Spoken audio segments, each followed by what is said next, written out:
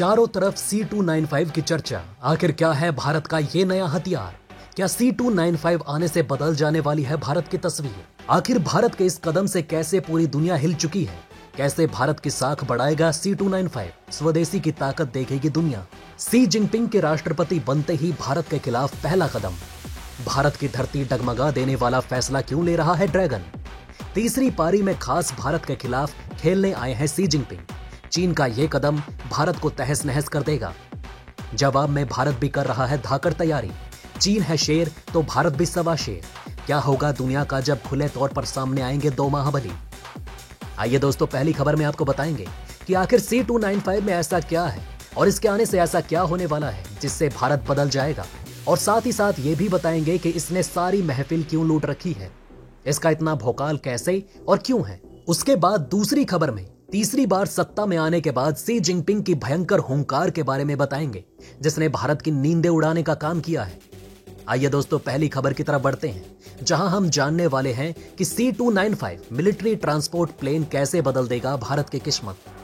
दोस्तों, C295 plane बेहद खास है। इन्हें मीडियम रेंज के एयरबेस पर भी उतारा जा सकेगा। प्रधानमंत्री नरेंद्र मोदी ने रविवार को भारतीय वायुसेना के लिए C295 मीडियम रेंज के ट्रांसपोर्ट प्लेन की मैन्युफैक्चरिंग यूनिट की आधारशिला रखी। प्रधानमंत्री नरेंद्र मोदी ने कहा कि भारत अब परिवहन विमानों का एक प्रमुख निर्माता बन जाएगा। प्रधानमंत्री नरेंद्र मोदी ने कहा कि वडोदरा में C295 विमान के विनिर्माण से न केवल सेना को ताकत मिलेगी, बल्कि इससे एरोस्पेस इकोसिस्टम भी तैयार होगा। इन विमानों का उत्पादन टाटा समूह और यूरोप की एरोस्पेस कंपनी एयरबस का गठजोड़ करेगा। देश में यह अपनी तरह का पहली परियोजना है जिसमें एक सैन्य विमान का विनिर्माण निजी कंपनी की तरफ से किया जाएगा। इस प्लांट में बनने वाले इन मध्यम दर्जे के ट्रांसपोर्ट विमानों की आपूर्ति भारतीय वायुसेना को की जाएगी। इसके अलावा विदेशी बाजारों में भी ये विमान भेजे जाएंगे।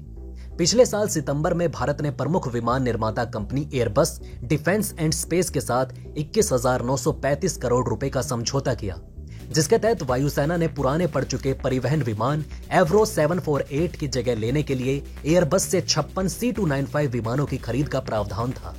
इसके तहत एयरबस स्पेन के सेवले स्थित अपने असेंबली इकाई से 16 विमानों को पूरी तरह तैयार स्थिति में 4 साल के भीतर भारत को सौंपेगी। बाकी 40 विमानों को भारत में ही टाटा एडवांस सिस्टम्स लिमिटेड के तहत बनाया जाएगा। समझौते के मुताबिक उड़ान के लिए तैयार 16 विमानों को सितंबर 2023 से लेकर अगस्त 2025 के बीच भारतीय वायुसेना को सौंप दिया जाएगा। वहीं भारत में स्थानीय तौर पर बनने वाले पहले C295 विमान के बड़ोदरा विनिर्माण संयंत्र में सितंबर 2026 तक बनकर तैयार हो जाने की संभावना है। बाकी 39 विमानों को अगस्त 2031 तक बनाए जाने का लक्ष्य रखा गया है। अब आइए दोस्तों, जानते हैं आखिर क्या है इस विमान की खासियत। दोस्तों, भारतीय वायुसेना के अधिकारियों का दावा है कि इस प्लांट में बनने वाला विमान एडवांस लैंडिंग ग्राउंड के अलावा काम चलाऊ एयरबेस में भी उड़ान भर पाने में सक्षम है। भारतीय वायुसेना को मिलने वाले सभी C295 विमान स्वदेशी इलेक्ट्रॉनिक वॉरफेयर प्रणाली से लैस होंगे, जिसका विकास भारत इलेक्ट्रॉनिक्स लिमिटेड और भारत डायनेमिक्स लिमिटेड मिलकर करेंगे। एयरबस का यह मीडियम ट्रांसपोर्ट प्लेन पहली बार यूरोप से बाहर किसी देश में बनाया जाएगा। जब वायुसेना को अपने 56 विमान मिल जाएंगे, तब उस प्लांट में तैयार प्लेन दूसरे देशों के सैन्य ट्रांसपोर्ट सेवाओं को भी बेचे जाएंगे। रक्षा सचिव अजय कुमार ने कहा कि इस विमान के निर्माण में अधिकतम स्वदेशी उपकरणों का इस्तेमाल किया जाएगा। वडोदरा प्लांट में एयरबस अपने विदेशी प्लांट का करीब 96% उत्पादन कार्य कर सकेगी। C295 MW आधुनिक तकनीक के साथ 5 से 10 टन क्षमता का परिवहन विमान है। विमान की अधिकतम गति 480 किलोमीटर प्रति घंटा है। इसमें त्वरित कार्यवाही और सैनिकों और सामान को पैरा ड्रॉपिंग के लिए एक रियर रैंप दरवाजा है। आधी अधूरी हवाई पट्टी से शॉर्ट टेक ऑफ और लैंडिंग इसकी एक और विशेषता है। अब आइए दोस्तों, जानते हैं क्यों वायुसेना के लिए बेहद खास साबित होगा ये विमान। दोस्तों, विमान भारतीय वायुसेना की रसद साजो सामान क्षमताओं को मजबूत करने के लिए काम आएगा। रक्षा मंत्रालय ने कहा कि भारत में 13,400 से अधिक कलपुर्जे, 4,600 सब असेंबली और विमान की सभी 7 प्रमुख कंपोनेंट असेंबली का निर्माण किया जाएगा। मंत्रालय ने कहा कि इंजन, लैंडिंग गियर और एवियोनिक्स जैसे विभिन्न system Airbus defence and space द्वारा प्रदान किए जाएंगे और टाटा कंसोर्टियम द्वारा विमान में से लगाया जाएगा। ये ट्रांसपोर्ट प्लेन किसी भी एयरबेस से उड़ान भरने में सक्षम होगा। C295 का इस्तेमाल 71 सैनिकों या 50 पैराट्रूपर्स के टैक्टिकल ट्रांसपोर्ट के लिए और उन जगहों पर साजो सामान पहुंचाने के अभियान के लिए किया जाता है जो वर्तमान भारी विमानों के लिए सुलभ नहीं है। विमान पैराट्रूपर्स और भार सामग्री को एयर ड्रॉप कर सकता है और इसका इस्तेमाल हताहत या चिकित्सा निकासी के लिए भी किया जा सकता है। विमान का फ्लाइंग टेस्ट किया जाएगा और टाटा कंसोर्टियम में एक डिस्ट्रीब्यूशन सेंटर के जरिए वितरित होगा। ये परियोजना रोजगार के बड़े अवसर लेकर आएगी। कुल 600 उच्च कुशल नौकरियां, 3000 से अधिक अप्रत्यक्ष रोजगार पैदा होंगे। परियोजना के लिए स्पेन में एयरबस सर्विस में लगभग 240 इंजीनियरों को ट्रेनिंग दी जाएगी।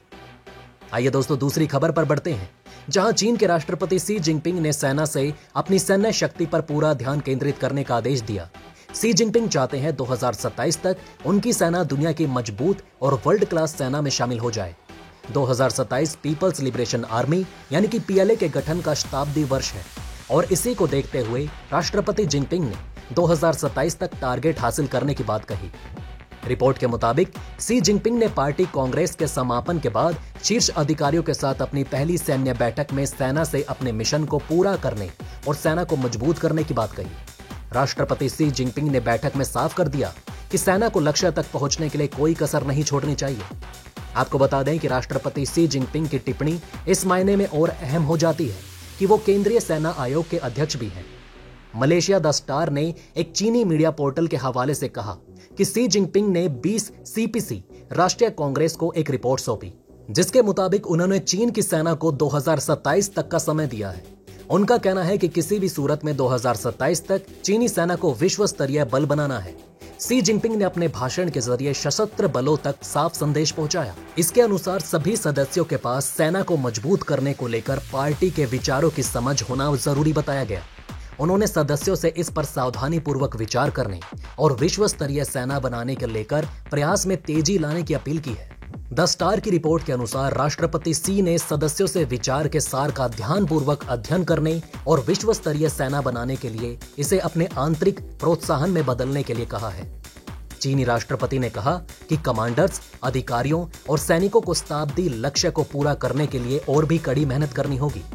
उन्होंने कहा कि हर किसी को अपना कर्तव्य निभाने से लक्ष्य तक पहुंचाया जा सकता है। आपको बता दें कि 20वीं सीपीसी केंद्रीय समिति के पहले पूर्ण सत्र में नए केंद्रीय सैन्य आयोग के सदस्यों का चयन किया गया। शी जिनपिंग ने सभी सैन्य इकाइयों को केंद्रीय सैन्य आयोग की वार्षिक योजना का सख्ती से पालन करने का आदेश दिया। आपको बता दें कि चीन जानता है कि आने वाले वक्त में वो ताइवान को चीन में मिलाने की कोशिश करेगा, तो दुनिया का सबसे शक्तिशाली देश अमेरिका उसे ऐसा करने से रोकेगा। इन सब बातों को ध्यान में रखते हुए चीन जल्द से जल्द अपनी सेना को मजबूत करते हुए अपनी विस्तारवादी नीतियों का हवा देगा और जब कोई उसे रोकने की कोशिश करेगा उसे वो अपनी मजबूत सेना के माध्यम से कुचल देगा। दोस्तों अब आप हमें कमेंट सेक्शन में बताइए कि क्या ये बातें आपको पहले से पता थी। अगर नहीं तो इनमें से कौन सी बात आपको सबसे ज्यादा इंटरेस्टिंग लगी, और कमेंट बॉक्स में जय हिंद लिखना ना भूलिएगा। तो दोस्तों हमारे इस वीडियो में हमने आपको बहुत सी बातें बताने की कोशिश की। अगर आपको हमारी ये कोशिश अच्छी लगी हो तो प्लीज लाइक करें इस वीडियो को और इसी तरह की और जानकारी पाने के लिए सब्सक्राइब करें हमारे चैनल को। जितना हो सके इस वीडियो को शेयर करना ना भूलें। धन्यवाद।